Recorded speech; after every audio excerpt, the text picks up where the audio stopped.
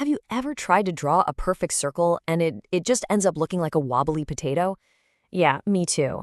But what if I told you that with a couple of really simple tools, you could create these flawless shapes, not because of some amazing artistic skill, but because of pure logic? Well, today we're diving right into the simple magic of geometric constructions. You know the feeling, right? You've got this perfect picture in your head, maybe a house or a person, whatever it is, but when you try to get it down on paper, it just comes out, well, a little wobbly. The lines aren't quite straight, the curves are kind of lumpy. It can be so frustrating. So the big question is, how do we fix that? How do we turn that shaky, uncertain sketch into a figure that has crisp, confident, perfect lines? Is it really just a matter of practicing for hours and hours until our hands are perfectly steady? No, not at all. And that's the cool part. The answer isn't about becoming a better artist in the way you might think.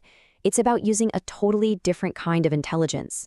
The secret, it turns out, is in a simple set of tools and a powerful system of rules we call geometry. Okay, so let's start with our first magical tool, the compass. It might look pretty basic, but it's actually an incredible little piece of engineering that's designed to enforce one perfect, unbreakable rule. And that one rule, it's the very definition of a circle. See, a circle isn't just a round shape. It's technically a collection of all the points that are the exact same distance away from a single center point. This idea of equal distance, that's the key to all of its perfection. And this is where the magic really happens. When you set the width of the compass, you're defining that distance, the radius. When you press that sharp point into the paper, you're setting the center. And then, as you sweep the pencil around, the compass is physically forcing every single point it draws to obey that rule. It's not really drawing at all. It's executing a perfect mathematical command. Okay, so we've totally mastered the perfect curve. But what about straight lines?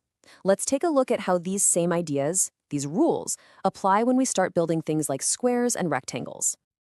The rules for these shapes are actually surprisingly simple. You've got a rectangle, which has two main properties. Its opposite sides are equal, and all of its corners are perfect 90-degree right angles. Then you have the square, which is even stricter. For a square, all sides have to be equal, and yep, all corners have to be 90 degrees. So when you think about it, a square is really just a special, more disciplined kind of rectangle. So knowing the rules is one thing, but how do we actually make them happen on paper? How can we use our tools to construct a perfect square with, let's say, 6-centimeter sides? We do it step by logical step. First, you draw your 6-centimeter base. Then you construct a perpendicular line, which is just a fancy way of saying a line at a perfect 90